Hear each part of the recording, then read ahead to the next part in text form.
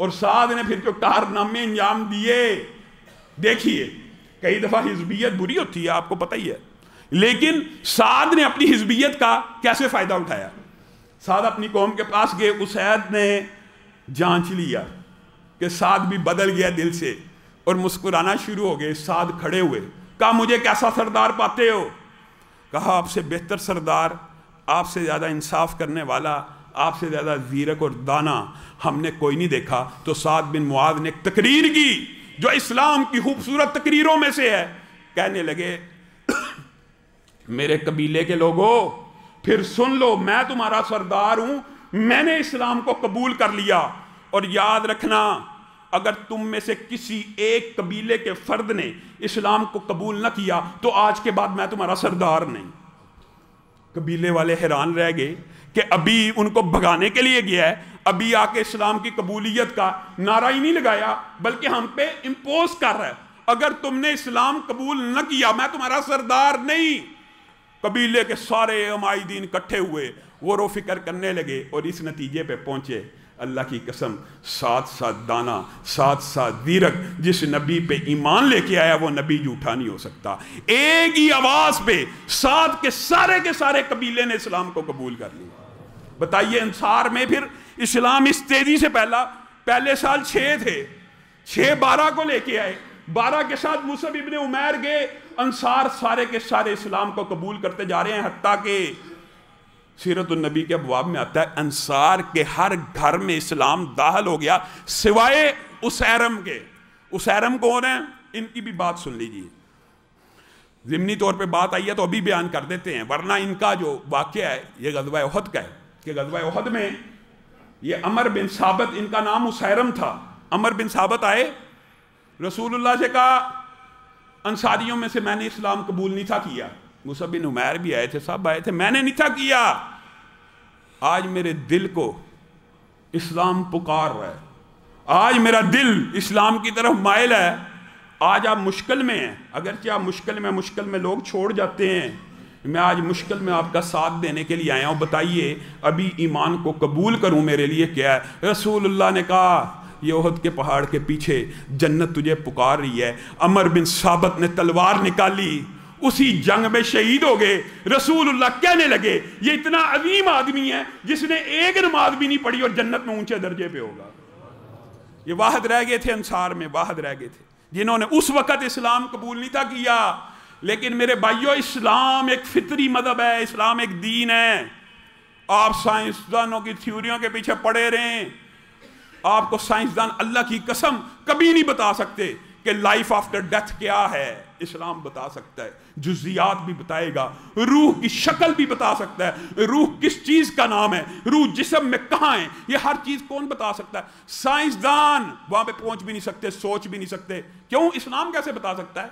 मुझे भी खबर नहीं आई, रसूलुल्लाह को वही आई है। वही इल्म यकीनी होता है, साइंस इल्म ज़न्नी होता है, गुमानी होता है, तखमीनी होता है। वही का इल्म यकीनी, वही में कोई शुबा शिकाल मौजूद नहीं है। ये असल दीन है, फितरत थी। इंसार ने इस फितरत को जल्द अज जल्द कबूल किया और फिर बैत उक़बा अस्सानिया। आप देखें ऊला के अंदर 12 थे, अब ये 12 अफराद ने जब अंसार में दावत फैलाई तो अपने चीदा 70 अफराद लेके रसूलुल्लाह की बारगाह में मौसम हज में, अच्छा ये सारी मुलाकातें तीनों की, पहली 6 भी मौसम हज में, फिर 12 की मौसम हज में, फिर इन 70 की मौसम हज में। वजह यह थी कि कुरैश मक्का हर वक्त अलर्ट रहते थे कि रसूलुल्लाह अब क्या प्लानिंग कर रहे हैं, अब क्या प्लानिंग कर रहे हैं। अच्छा ये बात भी याद रखिए कि ये जब दूसरी बैत हुई है ना 70 अफराद की, तो कुरैश मक्का को खबर हो गई थी कि कोई मामला चल रहा है मदीना की तरफ, अंसारियों की तरफ। तो वो आए भी थे उन 70 अफराद से पूछने कि क्या तुमने रसूलुल्लाह सल्लल्लाहु अलैहि वसल्लम के हाथ पे बैत की है? ये जो बैत है ना, इसको बैतुल हरम भी कहा जाता है, क्योंकि यहां पे रसूलुल्लाह ने इन 70 अफराद को कहा था। ये देखिए, जब बंदा कोई अपना वतन छोड़ता, देश छोड़ता, तो दिल से नहीं छोड़ता। रसूलुल्लाह सल्लल्लाहु अलैहि वसल्लम से उन 70 अफराद ने ये कहा, हम आपके लिए तलवारें निकालें, हम अपने अरब के कबाइलों से लड़ें, हम अपनी जान दें, आप बदले में हमें क्या देंगे? रसूलुल्लाह ने उनसे बैत ली थी इस बात के ऊपर کہ تم میری اس طرح حفاظت کرو گے جس طرح اپنے بیوی بچوں کی حفاظت کرتے ہو تو میں یہ مکہ چھوڑ دوں گا۔ انصاری تو چاہتے تھے رسول اللہ ہمارے پاس اب آ جائیں۔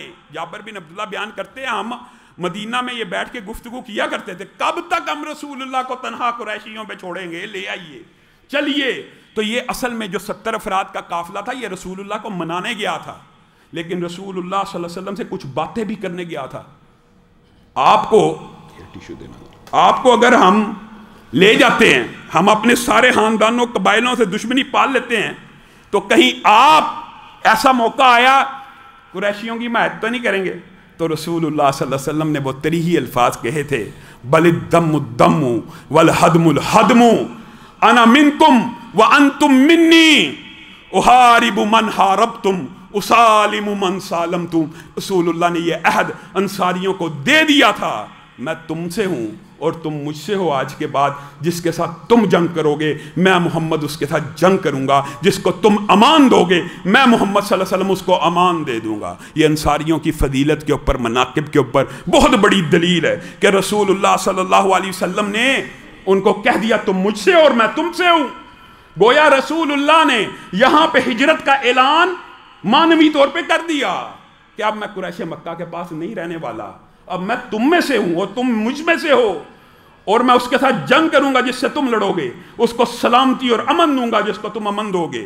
گویا انصار کے یہ ساتھی چاہتے تھے کہ رسول اللہ صلی اللہ علیہ وسلم سے یہ مذاکرات معاملات طے کر لیں۔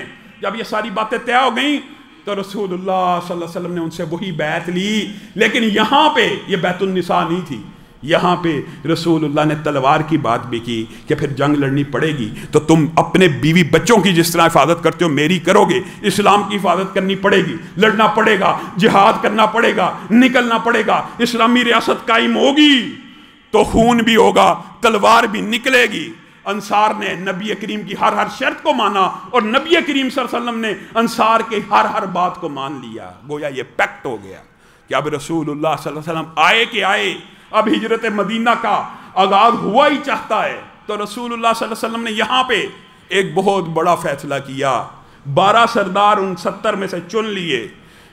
12 انصاریوں کے جو 12 سردار آپ کو پتہ مشہور، یہ اسی دن رسول اللہ نے مقرر کر دیے کہ آج کے بعد مدینہ پہنچنے سے پہلے یہ تم میں سے انصاریوں کے سردار ہوں گے، میں ان قریب بہت جلد تمہاری طرف آنے والا ہوں۔ اللہ رب العزت ہجرت کے جو اسباب ہیں، جو دباچے ہیں، جو مقاصد ہیں، جو انسانی زندگی کا خلاصہ ہے، جو انسان کی زندگی کا مقصد ہے کہ جنت کا حصول اور آخرت کی کامیابی، وہ ہم سب کو سمجھنے کی توفیق عنایت فرمائے۔